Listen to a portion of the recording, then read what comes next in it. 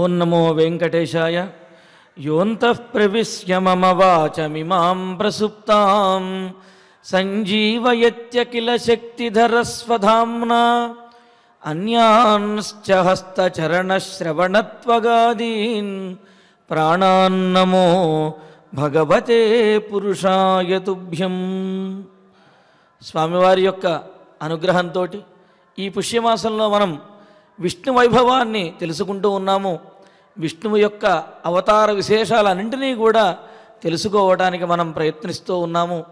మరి మహావిష్ణువు యొక్క విభవ అవతారాలు ఏవైతే ఉన్నాయో, దశావతారాలు కాకుండా మిగతావి కూడా, వాటినన్నింటినీ తెలుసుకోవటం కోసం మనం ఈ ప్రాతకాలంలో సమావేశమై ఉన్నాము. మరి అందులో ఆదివరాహమూర్తి యొక్క అవతార విశేషాలను తెలుసుకున్నాము.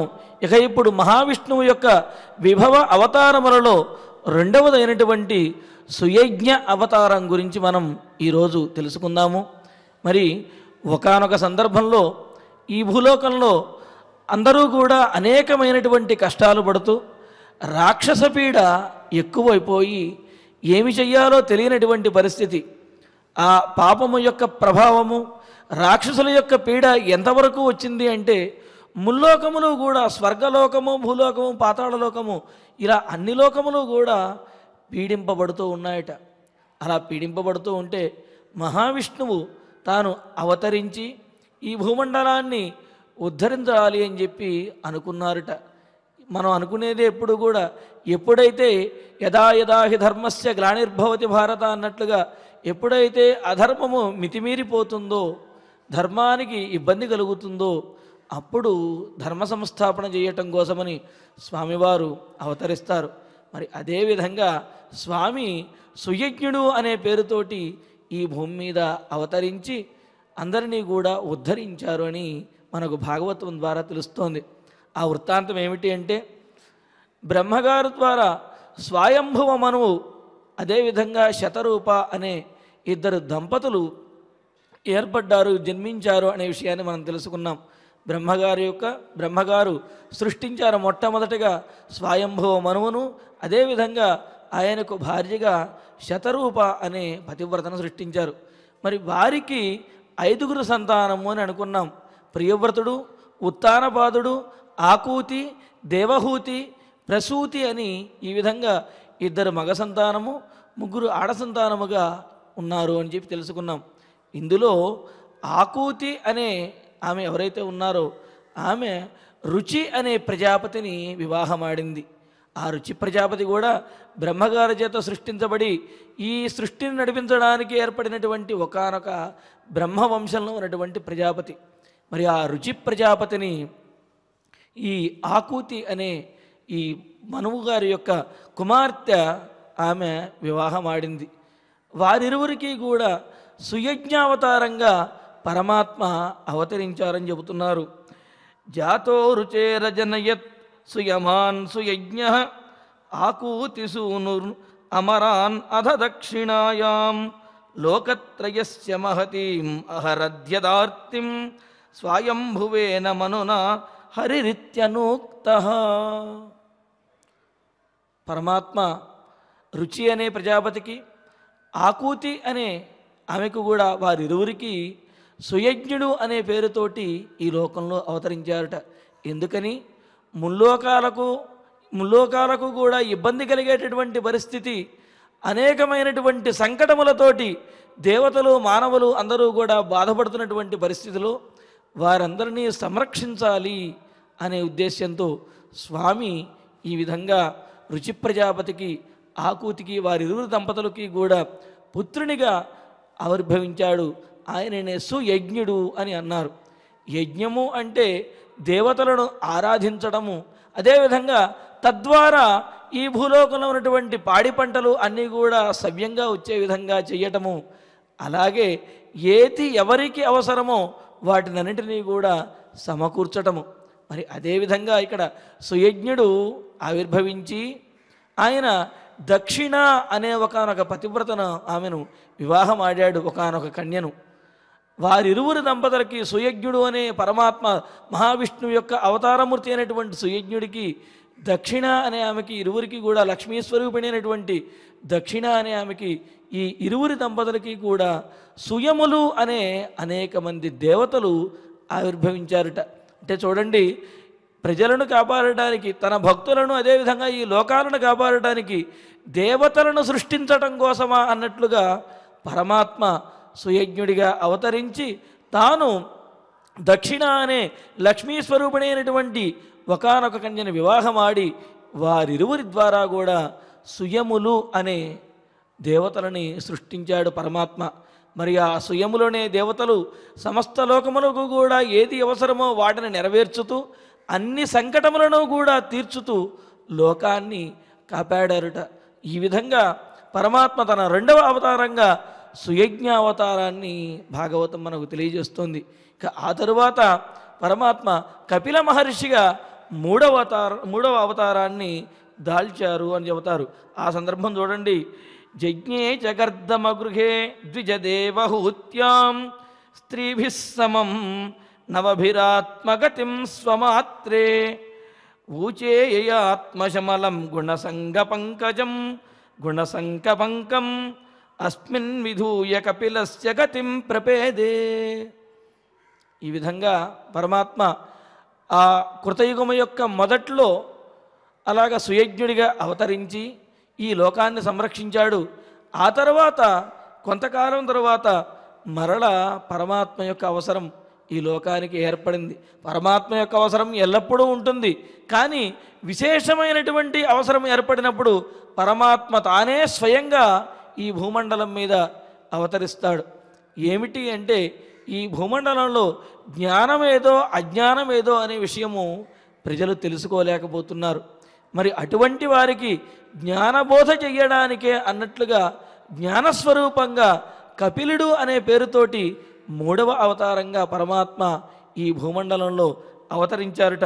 అదే చెబుతున్నారు. యజ్ఞే చకర్దమ గృహే ద్విజదేవహూత్యాం స్త్రీభిः సమం నవభిరాత్మగతిం స్వమాత్రే. ఎలా ఆవిర్భవించారు అంటే, ఆయన ఇంతకుముందు మనం అనుకున్నాం స్వయంభూ మనువుకి ఐదుగురు సంతానము, అందులో 2 మగ సంతానము, 3 స్త్రీ సంతానముని. స్త్రీ సంతానంలో మొదటివారు ఆకూతి అని చెప్పి అనుకున్నాము. ఆకూతి రుచి ప్రజాపతిని వివాహమాడింది. వారిరువురికి సుయజ్ఞుడు అనే పేరుతో పరమాత్మ అవతరించాడు. రెండవ వారు దేవహూతి. ఈ దేవహూతి కర్దమ ప్రజాపతిని వివాహమాడింది. ఆ కర్దమ ప్రజాపతికి దేవహూతికి కూడా కపిలుడు అనే పేరుతోటి స్వామివారు జ్ఞానావతారంగా జ్ఞానమూర్తిగా అవతరించి ఈ లోకమంతటికి కూడా జ్ఞానబోధ చేశాడట స్వామి. మరి ఆ కర్దమ ప్రజాపతి వారి యొక్క సంతానంలో కేవలం ఈ కపిల మహర్షే కాదు, 9 మంది స్త్రీ సంతానం కలిగి 10వ వాడిగా స్వామివారు వారికి అవతరించారు అని చక్కగా తెలియజేస్తున్నారు. మరి ఆ అవతార విశేషాలను మరింత విపులంగా మనము తెలుసుకుందాము. ఒకానొక సందర్భంలో సుఖమహర్షి ఈ విధంగా చెప్పటం ప్రారంభించాడు. ఏమని అంటే, స్వయంభవ మనువు వారి యొక్క సంతానము ద్వారా ఈ సృష్టినంతా కూడా నడిపించాడు. మరి దేవహూతి కర్దమ ప్రజాపతిని వివాహమాడి తద్వారా కపిల మహర్షికి జన్మనిచ్చి, కపిలునికి జన్మనిచ్చి, అదేవిధంగా వారి యొక్క సంతానం మరొక 9 మంది స్త్రీ పుత్రికలకు జన్మనిచ్చింది అనే విషయాన్ని ముందే ప్రతిపాదించాడు స్వామి. మరి ఆ విశేషాలు ఏమిటి అని చెప్పి విదురుల వారు అడుగుతూ ఉన్నారు. రుచిర్యో భగవాన్ బ్రహ్మన్ దక్షో వా బ్రహ్మణస్సుతః యథా సుసజ్జ భూతాని లబ్ధ్వా భార్యాంచ మానవీం. ఇంకా అంటున్నాడు, ఈ స్వయంభవ మహర్షి యొక్క స్వయంభవ మనువు ఆయన మహారాజు వారి యొక్క పుత్రులు పుత్రికలు వీరందరూ కూడా ఏ విధంగా ఈ సృష్టిని నడిపించారు, అందులో మీరు విశేషంగా ఇంతకుముందు ఏదైతే చెప్పారో ఆ దేవహూతి కర్దమ ప్రజాపతిని వివాహమాడి జ్ఞానం అంటే 9 మంది స్త్రీలకు అదేవిధంగా జ్ఞానబోధ చేసేవాడికి జన్మనిచ్చింది అని వారి యొక్క విశేషాలు ఏమిటి అని అడిగితే అప్పుడు చెబుతున్నారు. ప్రజాసృజేతి భగవన్ కర్దమో బ్రహ్మణోదితః సరస్వత్యాం తపస్తేపే సహస్రాణం సమాదశ. అప్పుడు మైత్రేయుడు చెబుతున్నాడు విదురుడికి, అయ్యా, ఈ విధంగా స్వయంభువ మనువు ద్వారా సృష్టి అంతా జరుగుతుందని చెప్పాము. అయితే అది సామాన్యమైనటువంటి సృష్టి కాదు.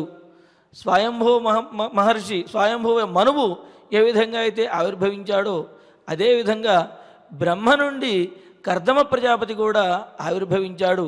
ఈ కర్దమ ప్రజాపతి, రుచి ప్రజాపతి, దక్ష ప్రజాపతి వీరందరూ కూడా ఈ సృష్టిని నడిపించడం కోసము, అదేవిధంగా సృష్టించడం కోసం వారందరూ కూడా బ్రహ్మచేత నియోగించబడినటువంటి వారు అని చెబుతూ, ఇందులో ఒకానొక సందర్భంలో బ్రహ్మగారు ఈ కర్దమ ప్రజాపతిని పిలిచి, నాయనా, నీవు ఈ సృష్టిని నడిపిస్తూ సృష్టి పరంపరను కొనసాగించు, నీవు సంతానాన్ని పొందు అని చెప్పారు.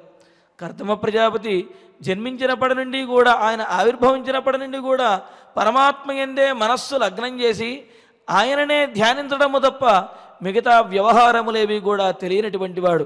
మరి ఆయనను పిలిచి బ్రహ్మగారు, నీవు సంతానాన్ని పొంది ఈ సృష్టిని వృద్ధి చెయ్యి అని చెప్పేటప్పటికీ వెంటనే ఆయన తతస్సమాధియుక్తేన క్రియాయోగేన కర్దమ సంప్రవేదే హరిం భక్త్యా ప్రపన్నవరదాసుషం. మరి సంతానాన్ని పొందాలి అంటే ఎవరో ఒకళ్ళు ఏదో విధంగా సంతానాన్ని పొందేద్దామా అంటే అలా కాదు. సృష్టిని నడిపించేటటువంటి వారు లోక కళ్యాణం చేసే విధంగా సంతానాన్ని పొందాలి అని అనుకుని, మరి లోక కళ్యాణం చేసే విధంగా అంత గొప్పవాడైనటువంటి వాడు, అంటే అత్యంతము కూడా కళ్యాణ గుణములు కలిగినటువంటి వాడు ఎవరు ఉంటారు అంటే పరమాత్మ తప్ప ఇంకెవరు ఉంటారు. కావున ఆ పరమాత్మను భక్తితో ఆరాధిస్తూ సరస్వతీ నదీ తీరంలో 1000 సంవత్సరాల పాటు తపస్సు చేశారట. వేల కొలది సంవత్సరాల పాటు ఆయన ఆ విధంగా తపస్సు చేస్తూ ఉంటే, తావత్ ప్రసన్నో భగవాన్ పుష్కరాక్ష కృతే యుగే దర్శయామాసతం క్షత్తః శాబ్దం బ్రహ్మ దధద్వపు. ఇంకా అప్పుడు పరమాత్మ ఈ వేల కొలది సంవత్సరాలు ఈయన కర్దమ ప్రజాపతి తపస్సు చేస్తూ ఉంటే పరమాత్మ ఆవిర్భవించాడు. ఆవిర్భవించి శబ్దబ్రహ్మతత్వంగా ఆయన గోచరించారట. ఈ కర్దమ ప్రజాపతికి గోచరించి ఆయన్ని అనుగ్రహించి, నీవు ఎందుకు తపస్సు చేస్తున్నావో అనే విషయము నాకు అర్థమవుతున్నది అని ప్రసన్నమైనటువంటి ముఖవర్చస్సుతోటి పరమాత్మ ఈయన్ని అనుగ్రహించడం కోసమని సాక్షాత్తుగా ఆవిర్భవించాడు. ఇక్కడ శబ్దబ్రహ్మ అనే విషయం ప్రత్యేకంగా ఎందుకు చెప్పారు అంటే, శబ్దము ద్వారానే జ్ఞానం అనేది వ్యాప్తి చెందుతుంది కాబట్టి శబ్దబ్రహ్మ అంటే జ్ఞానస్వరూపునిగా పరమాత్మ ఈయనకు ప్రత్యక్షమయ్యాడట. అందుకే చెబుతారు, ద్వే బ్రహ్మణి వేదితవ్యే శబ్దబ్రహ్మ పరంచయతు శబ్దబ్రహ్మణి నిష్ణాత పరం బ్రహ్మాధిగచ్చతి అని చెప్పినట్టుగా శబ్దబ్రహ్మ ద్వారా ఈ జ్ఞానాన్ని పొందినటువంటి వాడు పరంబ్రహ్మను పొందుతాడు, అంటే మోక్షాన్ని పొందుతాడు, నిజమైనటువంటి వాస్తవాన్ని తెలుసుకోగలుగుతాడు అనే ఉద్దేశ్యంతో పరమాత్మ ఇక్కడ తాను ఏ విధంగా అవతరించబోతున్నాననే విషయాన్ని సూచనప్రాయంగా తెలియజేస్తున్నట్లుగా శాబ్దం బ్రహ్మ దధద్వపు, శబ్దబ్రహ్మగా ఆయన ఆవిర్భవించారట. ఈ కర్దమ ప్రజాపతి ముందు ఆవిర్భవించేటప్పటికీ కిరీటినం కుండలినం శంఖచక్రగదాధరం శ్వేతోత్పల క్రీడనకం మనస్పర్శస్మితే క్షణం. ఆయన చక్కటి కిరీటముతోటి శంఖచక్రాది ఆయుధములతోటి చేతిలో ఒక పద్మమును ధరించి విలాసంగా మందస్మితముతోటి ముద్దులొలికే మోముతోటి ఆహ్లాదకరంగా మనోహరంగా గోచరిస్తూ ఉంటే, జాతహర్ష అపతన్మూర్ధ్న క్షితౌ లబ్ధ మనోరథ గీర్భి అన్నట్టుగా ఇక్కడ ఆయన పరమాత్మను చూడంగానే తన మనస్సులో ఉన్నటువంటి కోరికలన్నీ తీరాయి అన్నట్లుగానే గీర్భి అనేకమైనటువంటి వాక్కులతోటి ఈ కర్దమ ప్రజాపతి పరమాత్మను స్తుతించారట.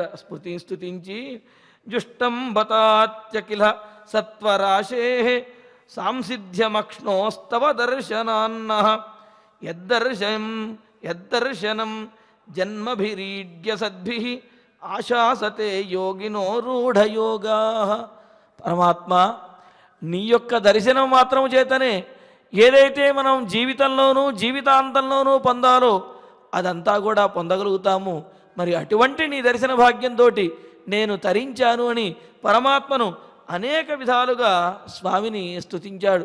ఆయన యొక్క విరాట్ స్వరూపాన్ని, ఆయన యొక్క సృష్టి స్వరూపాన్ని, జ్ఞానస్వరూపాన్ని అనేక విధాలుగా స్తుతించేటప్పటికీ కర్దమ ప్రజాపతి ఈ విధంగా నిష్కపటముగా, అంటే ఏమిటి, పరమాత్మ ఆవిర్భవించేటప్పటికీ తాను ఏ కోరికతోటి తపస్సు చేశారనే విషయాన్ని కూడా కర్దమ ప్రజాపతి మర్చిపోయి ఆ విధంగా పరమాత్మను స్తుతిస్తూ ఉండిపోయాడు. ఆ దివ్యమంగళ విగ్రహాన్ని చూస్తూ ఉండిపోయాడట. చూస్తూ ఉండేటప్పటికీ పరమాత్మ శ్రీహరి అత్యంతము ప్రసన్నమయ్యి కర్దమ ప్రజాపతితోటి అమృతతుల్యమైనటువంటి వాక్కులతో ఈ విధంగా అంటూ ఉన్నాడు. విదిత్వా తవ చైత్యం మే పురైవ సమయోజితత్ యదర్థం ఆత్మనియమై త్వయైవాహం సమర్చితః. ఓ కర్దమ ప్రజాపతి, నీవు ఎందుకొరకు ఈ విధంగా వేల కొలది సంవత్సరాలు నన్ను ఆరాధించి తపస్సు చేశావో నాకు తెలుసు. నీ మనోరథం ఏమిటో నాకు తెలుసు. దానిని నెరవేర్చడానికి నేను ఇంతకు ముందే నేను ఏర్పాటు చేసి ఉంచాను అనే విషయాన్ని పరమాత్మ కర్దమ ప్రజాపతికి చెప్పాడు. ఏమిటా ఏర్పాటు అంటే, బ్రహ్మగారు కర్దమ ప్రజాపతికి చెప్పినది ఏమిటి అంటే, నాయనా నీవు వివాహం చేసుకుని సృష్టిని నడిపించు అని చెప్పాడు. మరి వివాహం చేసుకోవాలి, సృష్టిని నడిపించాలి అంటే, సంతానాన్ని పొందాలి అంటే మరి భార్య కావాలి. ఆ భార్య యందు కూడా ఉన్నతమైనటువంటి గుణాలు కలిగినటువంటి పుత్రుడు జన్మించాలి అని.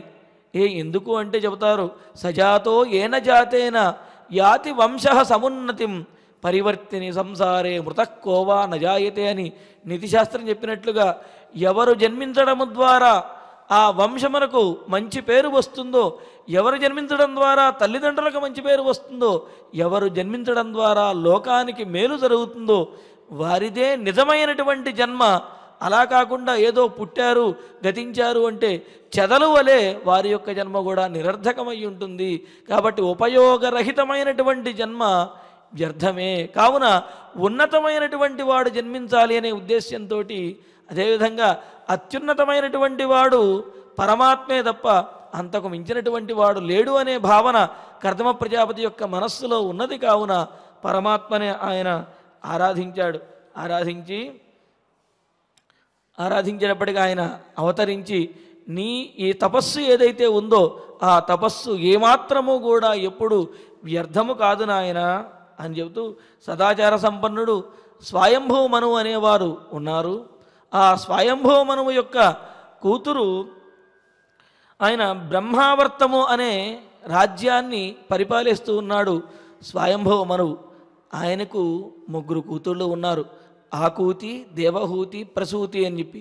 వారిలో దేవహూతి నారద మహర్షి ద్వారా ఈ కర్దమ ప్రజాపతి యొక్క గుణగణములను విన్నటువంటిదై కర్దమ ప్రజాపతినే వివాహం ఆడాలి అని చెప్పి ఆమె తలచి ఆయననే వరించాలి అని చెప్పి అనుకున్నదిట. ఆమె కూడా చాలా గొప్ప నియమములు కలిగినటువంటి, పతివ్రత లక్షణములు కలిగినటువంటి ఆ స్త్రీ.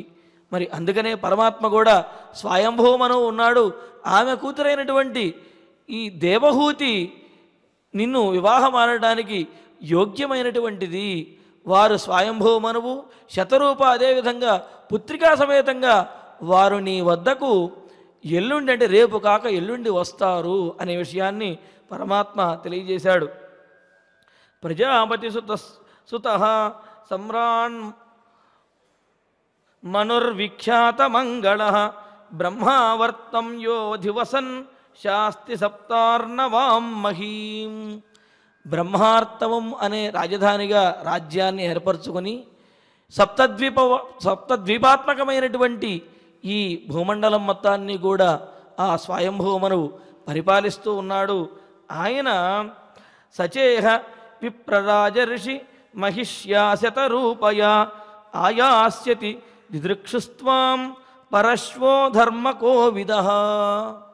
భార్యాపిల్లలతో కలిసి ఆ దేవహూతితో కలిసి నీ వద్దకు ఆయన వేంచేస్తాడు, విచ్చేస్తాడు అని చెప్పి ఇంకా వరమిస్తూ ఉన్నాడు.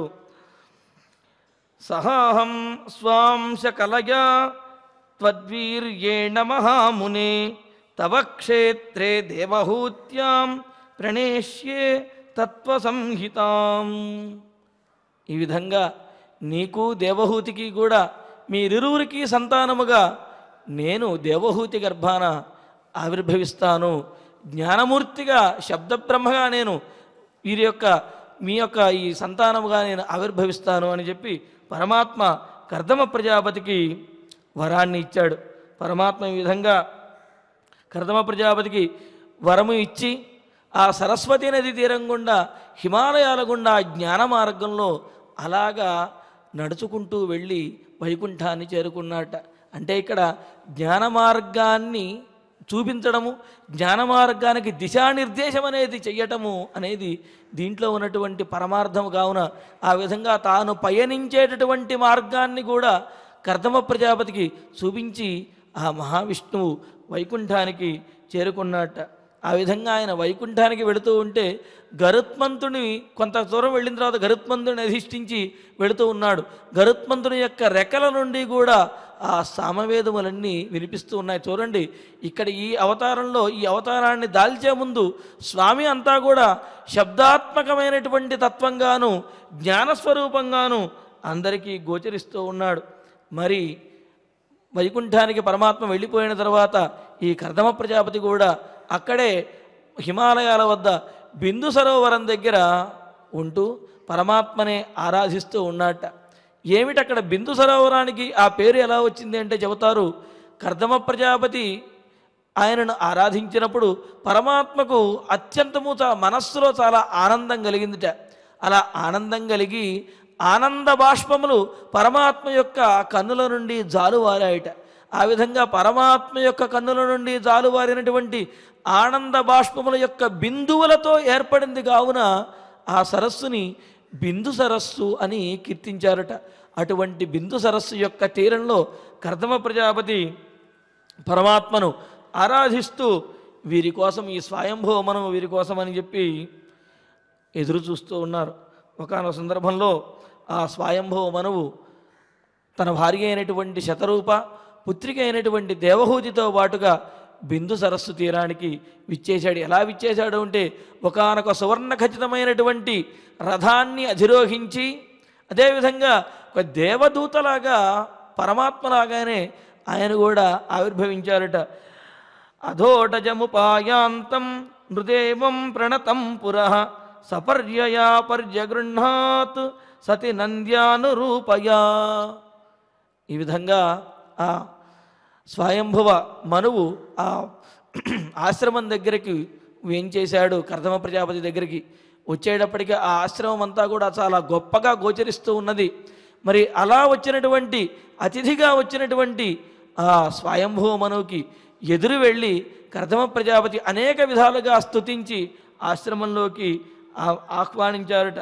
ఆహ్వానిస్తూ, ఓ స్వయంభవ మనువు, నీవు సాక్షాత్తు మహావిష్ణు స్వరూపుడివే. ఎందుకు అంటే నా విష్ణు పృథివీపతి అని చెబుతారు. అంటే అధికారము కానివ్వండి, రాజరికము కానివ్వండి, ఈ రాజుగా ఉన్నటువంటి ఎవరైతే ఉంటారో అతనికి విష్ణు అంశ తప్పనిసరిగా ఉండి తీరుతుంది అని. ఎందుకంటే విష్ణు అంశ లేనిదే అధికారము కానివ్వండి, రాజ్యాధికారము, రాజు అయ్యేటటువంటి అవకాశం అనేది ఉండదు. కావున నీవు ఈ సమస్త లోకానికే రాజువు అయ్యావు అంటే నీవు మహావిష్ణువు యొక్క స్వరూపానివే.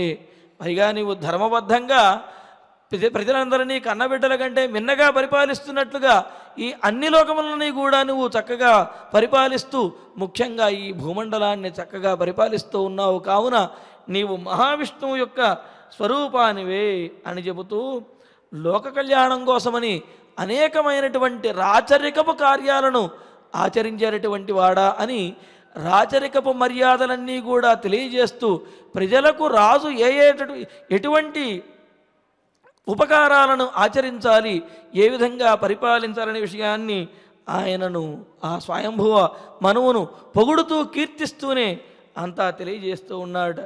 తెలియజేస్తూ, స్వామి బాగానే ఉంది, మరి అటువంటి గొప్పవారైనటువంటి మీరు, ఎటువంటి లోటు లేకుండా బ్రహ్మగారి యొక్క సంతానమైనటువంటి మీరు, స్వయంభువ మనువు మహారాజు మీరు ఇక్కడికి వేంచేయడానికి, ఇక్కడికి రావటానికి గల కారణం ఏమిటి అని చెప్పి అడిగాడు. మరి ఇక్కడ చూడండి, మహావిష్ణువు కర్దమ ప్రజాపతికి తెలియజేశాడు ముందే. ఏమని? స్వయంభవ మనువు ఆయన భార్యతోటి ఆయన కూతురుతోటి నీ దగ్గరికి వస్తారు, వచ్చి ఆయన కూతురుని నీకు అర్పిస్తారు, ఆమె కూడా నీ యందు అనురక్త అయి ఉన్నది, కావున ఆమెను నువ్వు స్వీకరించు, మీ ఇద్దరికీ సంతానంగా నేను కలుగుతాను అని పరమాత్మ చెప్పాడు. చెప్పినప్పటికీ కూడా ఇప్పుడు మరల స్వయంభువుని మనువుని అడుగుతున్నాడు, మీరు ఏ లోక కళ్యాణమైనటువంటి కార్యాన్ని చేయటం కోసమని ఇక్కడికి వేయించేశారు, ఊరకరారు మహానుభావులు అని అన్నట్లుగా అని అడుగుతున్నాడు. ఇక్కడ విశేషం ఏంటంటే నా పృష్ట కస్యచిత్ బ్రూయాత్ అని అన్నట్లుగా అడగకుండా తనంతట తానుగా ఏది కూడా చెప్పకూడదు అని ధర్మశాస్త్రం చెబుతున్నదిట. అందుకని ఇక్కడ కర్దమ ప్రజాపతి స్వయంభువ మనువు ద్వారానే జరగవలసినటువంటి దాన్ని తెలుసుకోవాలి అని తనంతట తాను చెప్పకుండా ఆయన ద్వారానే చెప్పించే విధంగా ప్రయత్నిస్తూ ఉన్నాడు. కాబట్టి మీరు వచ్చినట్టు మీ రాక మాకు చాలా ఆనందదాయకము, మీరు వచ్చినటువంటి రాకు కారణం ఏమిటి అని అడిగేటప్పటికీ అప్పుడు చెబుతున్నాడు స్వయంభువ మనువు, నాయన నా కూతురైనటువంటి దేవహూతి నారద మహర్షి ద్వారా నీ గుణగణములను విన్నది. పైగా ఈమెలో ఉన్నటువంటి విశేషం ఏమిటి అంటే ఈమె మహావిష్ణువుని ఆరాధించిన వారికి తప్ప ఇతరులకు కనిపించదు. అదేవిధంగా ఒకవేళ కనిపించినప్పటికీ కూడా ఈమెను ఎవరైతే కుదృష్టితో చూస్తారో వారు వెంటనే మృత్యువును పొందుతారు. మరి అటువంటి ఈమె కూడా మహావిష్ణువుని ఆరాధించేటటువంటి గొప్ప సాధ్వీమణి.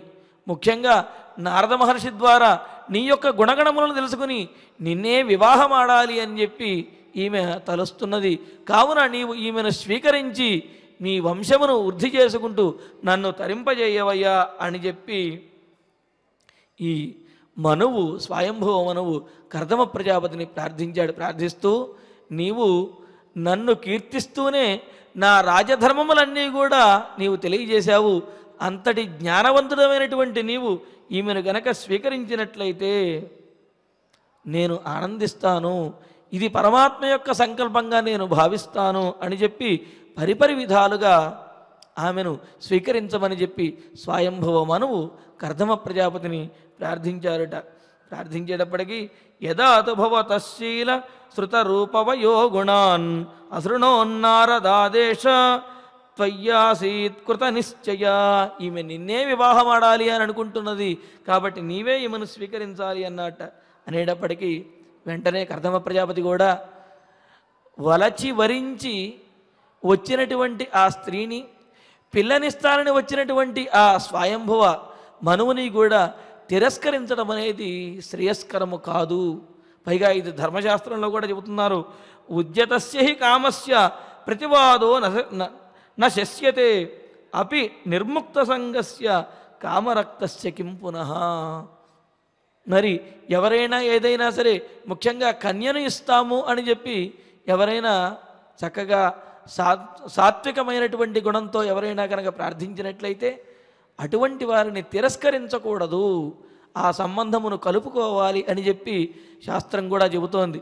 పైగా ఇలా వచ్చినటువంటి వారిని తిరస్కరించి కొంతకాలం తర్వాత వెంపర్లాడుతూ వాళ్ళ వెనకాల వీళ్ళ వెనకాల తిరగటం అనేది వివేకవంతుల యొక్క లక్షణము కాదు అనే విషయాన్ని కూడా ఇక్కడ తెలియజేస్తున్నారు. అంటే వచ్చేదాన్ని కాదని అంటే రానిటువంటి దానికోసం వెంపర్లాడడం అనేది జ్ఞానవంతుల యొక్క లక్షణము కాదు. పైగా ఇటువంటి గొప్పవారైనటువంటి స్వయంభవ మనువు తనంతట తాను స్వయంగా వచ్చి తన కన్యను సమర్పిస్తానన్నారు. పైగా ఆ కన్య తన యందు అనురక్త అయి ఉన్నది, ప్రేమ కలిగి ఉన్నది కాబట్టి ఆమెను తప్పనిసరిగా స్వీకరిస్తాము అనే విషయాన్ని కర్దమ ప్రజాపతి చెబుతూ ఇంకొక ధర్మ సూక్ష్మాన్ని కూడా చెబుతున్నాడు. య ఉద్యతం అనాదృత్య కీనాశం అభియాచతే క్షీయతే తద్యశః స్ఫీతం మానశ్చావజ్ఞయా హతః. ఎవరైతే తనను ఆశ్రయించినటువంటి వారిని, తనను కోరుకునేటటువంటి వారిని కాదని ఇతరుల కోసం ప్రయత్నిస్తారో వారు అవమానం పాలవ్వవలసి వస్తుంది. అదేవిధంగా వారి కీర్తి కూడా నశిస్తుంది, వారు పాపమును మూటగట్టుకోవలసి వస్తుంది అనే ధర్మ సూక్ష్మాన్ని కూడా ఇక్కడ మనకు తెలియజేస్తున్నాడు. కావున ఏదైతే ప్రాప్తిస్తున్నదో దానిని తిరస్కరించకూడదు అనే విషయాన్ని కూడా చెబుతూ అహం త్వా శృణవం విద్వన్ వివాహార్థం సముద్యతం అతస్త్వం ఉపకుర్వాణః ప్రత్తాం ప్రతిగృహాణమే. కాబట్టి నా కూతురిని స్వీకరించవయ్యా అని ప్రార్థిస్తున్నటువంటి ఆ స్వయంభువ మనువుకి కర్దమ ప్రజాపతి కూడా నేను తప్పనిసరిగా ఈమెను స్వీకరిస్తాను, బ్రాహ్మ వివాహ పద్ధతిలో ఈమెను నాకిచ్చి వివాహం చేయండి అని కర్దమ ప్రజాపతి అంటున్నాడు. ఏమిటి బ్రాహ్మ వివాహము అంటే, వేదవిధుడైనటువంటి వాడు, జ్ఞానవంతుడైనటువంటి వాడు, సద్గుణవంతుడైనటువంటి ఒకానొక విప్రునికి కన్యను దానంగా ఇచ్చి వివాహం చెయ్యటమే బ్రాహ్మ వివాహము అని అంటారు. ఇక్కడ సందర్భం వచ్చింది కాబట్టి అసలు వివాహములు ఎన్ని రకములు అంటే ఎనిమిది రకాల వివాహాలుగా మనకు ధర్మశాస్త్రం చెబుతోంది. బ్రాహ్మో దైవస్తథైవార్ష ప్రాజాపత్యస్తథాసుర గాంధర్వో రాక్షసశ్చేతి పైశాచశ్చ అష్టమః అధమః అని మొత్తం 8 రకాల వివాహాలు తెలియజేశారు. బ్రాహ్మ వివాహము, దైవ వివాహము, అదేవిధంగా ఆసుర వివాహము, రాక్షస వివాహము, పైశాచ వివాహము, అలాగే మధ్యలో బ్రాహ్మో దైవస్తథైవ ఆర్ష వివాహము, ప్రాజాపత్య వివాహము అని ఈ విధంగా 8 రకాల వివాహాలను తెలియజేశారు. ఈ 8 రకాల వివాహాల్లోనూ కూడా మొట్టమొదటిది అత్యంతము శ్రేష్టమైనటువంటిది బ్రాహ్మ వివాహము అన్నమాట.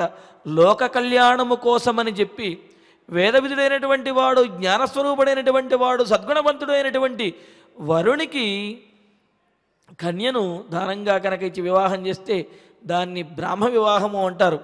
మరి దైవ వివాహము అంటే యజ్ఞయాగాది కర్మానుష్ఠానము యందు కన్యను దానముగా ఇచ్చి వివాహం కనుక చేసినట్లయితే యజ్ఞేతు వితతే సమ్యక్ ఋత్విజే కర్మ కుర్వతే అని చెప్పినట్లుగా యజ్ఞంలో ఋత్విక్కుగా ఉన్నటువంటి ఒకనొక గొప్పవానికి కన్యను కనుక దానంగా ఇచ్చినట్లయితే అది దైవ వివాహం అవుతుంది.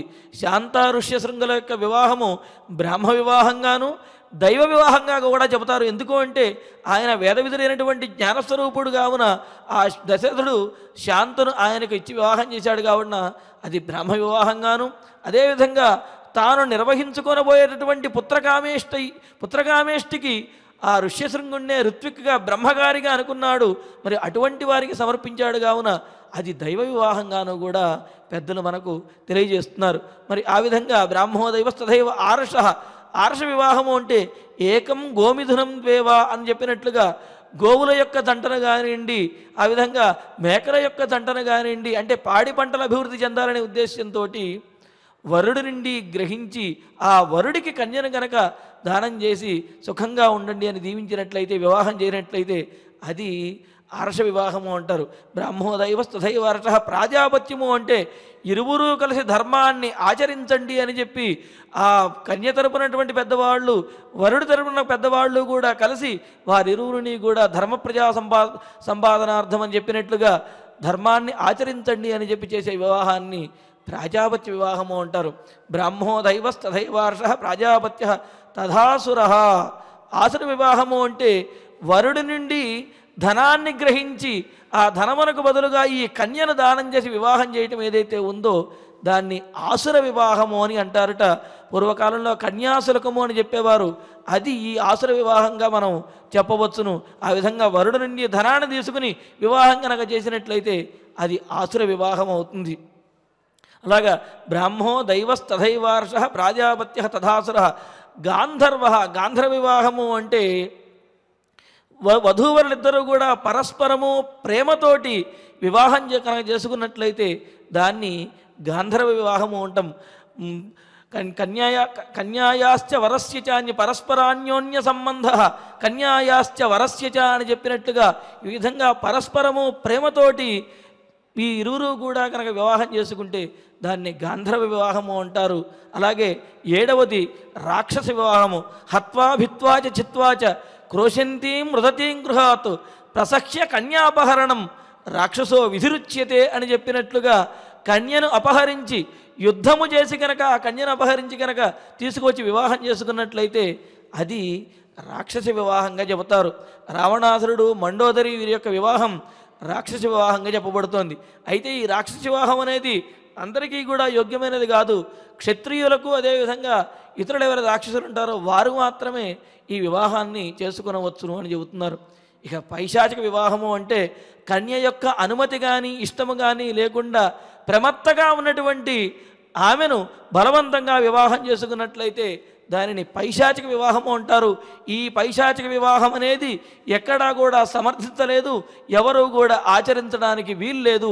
పైశాచశ్చ అష్టమః అధమః అని చెప్పి ఈ విధంగా 8 రకాల వివాహాలను మనకు ధర్మశాస్త్రాల్లో తెలియజేశారు. వీటిలో శ్రేష్టమైనటువంటిది మొదటిది అయినటువంటి బ్రాహ్మ వివాహ పద్ధతిలో ఈ కర్దమ ప్రజాపతి ఆ దేవహూతిని స్వీకరించడానికి స్వయంభువ మనువుకి మాట ఇచ్చాడు. ఆ విధంగా దేవహూతికి అలాగే కర్దమ ప్రజాపతికి కూడా బ్రాహ్మ వివాహ పద్ధతిలో చక్కగా వివాహం జరిగింది. ఆ సందర్భంలో ధర్మప్రజా సంపద్యర్థం స్త్రియముద్వహే అని చెప్పి చెబుతారు. సహజంగా కూడా ప్రాజాపత్య వివాహంలో కూడా చెబుతూ ఉంటారు. ధర్మప్రజను అంటే ధర్మబద్ధంగా సంతానము కలగటం కోసం ఈమెను నేను స్వీకరిస్తున్నాను అని చెప్పి వరుడు సంకల్పించి కన్యాదానాన్ని స్వీకరిస్తాడు, వివాహాన్ని చేసుకుంటాడు. అదేవిధంగా కర్దమ ప్రజాపతి కూడా ధర్మప్రజా సంపద్యర్థం ధర్మబద్ధంగా సత్సంతతి కలగటం కోసం ఈ వివాహాన్ని నేను చేసుకుంటున్నాను అని చెప్పి సంకల్పించి ఆ దేవహూతిని వివాహం ఆడాడట. ఆ తరువాత దేవహూతికి కర్దమ ప్రజాపతికి ఏ విధంగా కపిల మహర్షి జన్మించాడు అనే విశేషాలన్నిటినీ కూడా అదేవిధంగా ఈ వివాహం చేసుకోవటం కోసమని కర్దమ ప్రజాపతి కొన్ని నియమాలను కూడా ఏర్పరిచాడు, కొన్ని నియమాలు కూడా స్వయంభువ మనువుకి తెలియజేశాడు. మరి వివాహం చేసుకోవడానికి కర్దముడు చెప్పినటువంటి నియమాలు ఏమిటి, అదేవిధంగా ఏ విధంగా స్వామివారు వారిరువురికి అవతరించాడు అనే విషయాన్ని మనం రేపటి రోజున ప్రవచనంలో తెలుసుకుందాము. మరి ఇక ఇప్పుడు పారాయణ కార్యక్రమాన్ని కొనసాగించుకుందాము. ఈ సందర్భంలో ముఖ్యంగా ఇప్పుడు ఉన్నటువంటి విపత్కరమైనటువంటి పరిస్థితులలో పిల్లలకు చాలా ఇబ్బందికరంగా ఉంటుంది అనే విషయాన్ని వైజ్ఞానికులు వైద్యులు కూడా మనకు తెలియజేస్తూ ఉన్నారు. కావున మన పిల్లలందరికీ కూడా పరమాత్మ రక్షకుడిగా ఉండి రక్షించాలి అని ప్రార్థిస్తూ బాలరక్షా స్తోత్రాన్ని మనం పారాయణ చేద్దాము. అథ నేను చెబుతుంటాను, మీరందరూ కూడా అనండి. అథ శ్రీమద్భాగవతే దశమస్కంధే శ్రీ బాలరక్షా స్తోత్రం అవ్యాదజః అంఘ్రిమణిమాన్ తవజాన్ వధోరు యజ్ఞోచ్యుతః కటితటం జఠరం హయాస్యః హృత్కేశవః త్వదుర ఈశ ఇనస్తు కంఠం విష్ణుర్భుజం ముఖమురుక్రమః ఈశ్వరః కం చక్రగ్రతః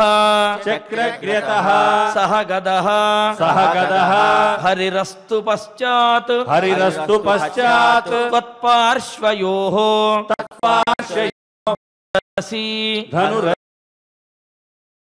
మధుహాజనస్య కోణేషు శంఖః ఉరుగాయ ఉపర్యుపేంద్రః తార్క్ష్యః స్థితౌ హలధరః పురుషః సమంతాత్ ఇంద్రియాణి హృషీకేశః ప్రాణాన్ నారాయణోవతు శ్వేతద్వీపపతిః చిత్తం మనః యోగేశ్వరోవతు పృశ్నిగర్భస్తు తే బుద్ధిం ఆత్మానం భగవాన్ పరః క్రీడంతం పాతు గోవిందః శయానం పాతు మాధవః వ్రజంతమవ్యాత్ అనంతమవ్యాత్ వైకుంఠః వైకుంఠః ఆసీనం త్వాం శ్రియః పతిః భుంజానం యజ్ఞభుక్పాతు సర్వగ్రహ భయంకరః ధాకిన్యః యాతు ధాన్యశ్చ కూష్మాండాయే అర్భకగ్రహాః భూతప్రేత పిశాచాశ్చ యక్షరక్షో వినాయకాః కోటర రేవతీ జ్యేష్ఠ పూతన మాతృకాదయః ఉన్మాదాయేహి అపస్మారాః ఉన్మాదాయేహ్యపస్మారాః దేహ ప్రాణేంద్రియద్రుహః స్వప్నదృష్టాః మహోత్పాతాః వృద్ధబాల గ్రహాశ్చ ఏ సర్వే నశ్యంతు తే విష్ణోః నామగ్రహణ భీరవః ఇతి శ్రీమద్భాగవతే దశమస్కంధే శ్రీబాలరక్షాస్తోత్రం. ఈ బాలరక్షా స్తోత్రాన్ని ఎవరైనా స్త్రీలైనా పురుషులైనా ఎవరైనా సరే పఠించవచ్చును. ముఖ్యంగా ఇక్కడ ఉన్న సందర్భం చూడండి. భాగవతంలో దశమస్కంధంలో ఈ బాలరక్షా స్తోత్రం చెప్పబడింది. అక్కడ సందర్భం ఏమిటంటే, ఒకానొక సందర్భంలో యశోదాదేవి శ్రీకృష్ణ పరమాత్మని చిన్ని కృష్ణయ్యను చక్కగా ప్రాతకాలంలో స్నానం చేయించి ఆయనకు ఆభరణములన్నీ కూడా ఉంచి అదేవిధంగా తిలకము దిద్ది మంచి పట్టు వస్త్రాన్ని ధరింపజేసి ఆ చిన్ని కృష్ణుణ్ణి ఆ ఇంటిలో ఉంచి తన పని తాను చేసుకుంటూ ఉన్నదిట. ఆ సందర్భంలో పూతన అనే ఒకానొక రాక్షసి కంసుని చేత ప్రేరేపించబడినదై అప్సరసవలే రూపాన్ని దాల్చి ఆ నందవ్రజానికి వచ్చింది. వచ్చి ఇక్కడికి ఈమె దగ్గరికి ఇంటికి వచ్చింది. పరమాత్మ ఉన్నటువంటి శ్రీకృష్ణ పరమాత్మ ఉన్నటువంటి యశోదాదేవి యొక్క నందుని యొక్క ఇంటి వద్దకు వచ్చింది. వచ్చేటప్పటికి ఆ పూతన అనే రాక్షసి అప్సరసలాగా గోచరిస్తూ ఉన్నది. గోచరిస్తూ ఉంటే ఈమెను చూచేటప్పటికి అందరూ కూడా ఎవరో ఈమె చాలా గొప్పదానిలా ఉంది, దేవతా స్త్రీలా ఉన్నది అని అనుకున్నారు తప్ప రాక్షసి అని అనుకోలేదు. మరి అపాయాలన్నీ కూడా ఆ విధంగా అందంగానే వస్తాయేమో, ఆ అపాయం వచ్చిన తర్వాత వాటి యొక్క నిజస్వరూపం అనేది మనకు బయటపడుతుంది. మరి ఆ విధంగా పూతన అప్సరసలాగా వచ్చేటప్పటికి ఎవరూ కూడా గుర్తుపట్టలేకపోయారు. సరే వచ్చింది. ఆ నందుని ఇంట్లో శ్రీకృష్ణ పరమాత్మ ఆడుకుంటూ ఉన్నాడు, ఆడుకుంటూ ఉంటే ఆ కృష్ణుడిని ఎత్తుకుని ముద్దాడుతూ ఉన్నది. సరే యశోదాదేవి చూచినప్పటికీ కూడా ఎవరో మంచావిడిలానే ఉన్నది, పైగా చూడటానికి మంచి కళగా గోచరిస్తూ ఉన్నది, దేవతా స్త్రీలా ఉన్నది. మరి వార స్త్రీలు అంటూ ఉంటారు, కొంతమందితోటి కనుక దిష్టి తీయించినట్లయితే పిల్లలకి ఏమైనా దోషాలు ఉంటే అవి కూడా పోతాయి. పోనీలే ఈమె ఎవరో చక్కగా దేవతా స్త్రీలా కనిపిస్తున్నది, కావున ఈమె ఎత్తుకుంటే వచ్చిన ఇబ్బంది ఏమిటి అని అనుకున్నదిట. అనుకుని యశోద ఆమె పనిలో ఆమె నిమగ్నరాలై ఉన్నది. ఇంతలో పరమాత్మను వధించాలి అనే సంకల్పంతో ఈ పూతన అక్కడికి వచ్చింది. వచ్చి పరమాత్మకి స్తన్యాన్ని పాలివ్వాలి అనుకుంది. అంటే పాల ద్వారా విషాన్ని పరమాత్మకు ఇచ్చి శ్రీకృష్ణునికి ఇచ్చి వధించాలి అనుకుంది. అయితే ఈయన ఏమన్నా పసిపిల్లాడిగా అవతరించాడు కానీ తన మహిమ తెలియనివాడా? కృష్ణావతారం పరిపూర్ణమైనటువంటి అవతారం అంటారు. అందుకనే ఆయన్ని లీలామానుష విగ్రహుడు అని అంటారు. లీలామానుష విగ్రహుడు అని అంటే తన లీలలను చూపించడం కోసము మనిషిగా అవతరించాడు పరమాత్మ. కావున పరమాత్మ కూడా చిన్నపిల్లాడిలా నటిస్తూ ఆమె ఇచ్చేటటువంటి స్తన్యాన్ని ఆ పాలన స్వీకరిస్తూనే ఆ ప్రాణములన్నీ కూడా పంచప్రాణాలన్నీ కూడా లాగేశాట. లాగేసిన తర్వాత ప్రాణములు పోయిన తర్వాత గిలగిల్లాడుతూ కింద పడిన తర్వాత అప్పుడు ఆమె యొక్క నిజస్వరూపం గోచరిస్తున్నది. పెద్ద కాయం, మొత్తం ఇల్లంతా కూడా వ్యాపించేసినట్లుగా ఆ నందవ్రజమంతా వ్యాపించింది అన్నట్లుగా పెద్ద దేహంతో భయంకరమైనటువంటి ముఖముతోటి ఆమె పడిపోయి గిలగిలా కొట్టుకుని అక్కడ దేహము మృతదేహం అక్కడ పడి ఉంది. ఆ దేహము మీద, ఆ పూతన యొక్క దేహం మీద శ్రీకృష్ణుడు ఆడుకుంటూ ఉన్నట్ట. అది చూచేటప్పటికీ నందవ్రజంలో ఉన్నటువంటి వారందరికీ కూడా, గోపాలకులకు, గోపికలకు, అదేవిధంగా నందుడికి, యశోదకి కూడా ఆ దేహాన్ని చూచేటప్పటికే దిగ్భ్రాంతి, ఆశ్చర్యము, భయము, జుగుప్స ఇవన్నీ కూడా కలిగాయట. మరి అటువంటి దేహం మీద పరమాత్మ ఆడుకుంటూ ఉన్నాడు శ్రీకృష్ణుడు. అటువంటి స్వామిని వెంటనే పరిగెత్తుకుంటూ వచ్చి ఆ యశోద ఎత్తుకుని, ఇంకా ఎందు స్వామి ఇంత దృష్టి కలిగిందా నీకు, ఇంత అపాయం కలిగిందే, ప్రాణాపాయం కలిగిందే అని బాధపడుతూ, శోకిస్తూ, దుఃఖపడుతూ ఆమె పరమాత్మకు దృష్టి తీయటం మొదలుపెట్టిందిట. ఆ విధంగా అందరినీ పిలిపించి దృష్టి తీస్తూ మనం కూడా చేస్తూ ఉంటాం, ఎర్రనీళ్లతో దృష్టి తీయటం. ఈ విధంగా ఆమె ఏం చేసింది, ఆ కాలంలో అంటే ఆ ఆవుల యొక్క తోకలతోటి దృష్టి తీసి, అదేవిధంగా ఈ శ్రీకృష్ణుణ్ణి పరమాత్మ అంటే శ్రీ మహావిష్ణువు ఎల్లప్పుడూ సంరక్షించాలి అని చెబుతూ దృష్టి తీస్తూ ఆ బాలుడైనటువంటి తన సంతానానికి ఏ ఇబ్బంది కలగకూడదని ఈ స్తోత్రాన్ని యశోదాదేవి పఠించిందిట. కావున ఇప్పుడు కూడా తల్లులు తమ పిల్లల యొక్క రక్షణ కోసమని ఈ స్తోత్రాన్ని పఠించవచ్చును అని మనకు భాగవతం తెలియజేస్తోంది. కావున ఈ స్తోత్రాన్ని పఠించేటప్పుడు ఇంకొక విశేషం కూడా చెబుతారు. ఏమిటి అంటే, కుంకుమ కానివ్వండి, ఏదైనా ఆ కుంకుమను చేతిలోకి తీసుకుని, కుంకుమ చేత్తో పట్టుకుని ఈ స్తోత్రాన్ని పఠించి ఆ పిల్లల యొక్క నుదుటన కనుక పెట్టినట్లయితే బాలగ్రహ దోషాలు కానివ్వండి, అదేవిధంగా దుష్టగ్రహ దోషాలు కానివ్వండి, బాలారిష్టాలు ఏవైతే ఉంటాయో అవన్నీ కూడా పరమాత్మ యొక్క అనుగ్రహంతో తీరిపోతాయి అని చెప్పి మనకు భాగవతం తెలియజేస్తుంది. మరి అటువంటి స్తోత్రాన్ని మనం ఈనాడు పారాయణం చేసుకున్నాము. మరలా ఇంకా ముందు కూడా ఇంకొక 2 రోజులు కూడా ఈ బాలరక్షా స్తోత్రాన్ని పారాయణం చేసుకున్నాము. దాని యొక్క పరమార్థాన్ని, ప్రతిపదార్థాన్ని కూడా పూర్తిగా తెలుసుకుందాము. ఇక ఈనాడు మన పారాయణలో కానివ్వండి, ప్రవచనంలో కానీ జరిగినటువంటి పొరపాట్లను మన్నించమని స్వామిని ప్రార్థిస్తూ క్షమాప్రార్థన మంగళాదులతోటి ఈ కార్యక్రమాన్ని సుసంపన్నం చేసుకుందాము. అధక్షమా ప్రార్థన యదక్షరపదభ్రష్టం మాత్రాహీనం చ యద్భవేత్ తత్సర్వం క్షమ్యతాం దేవ నారాయణ నమోస్తుతే.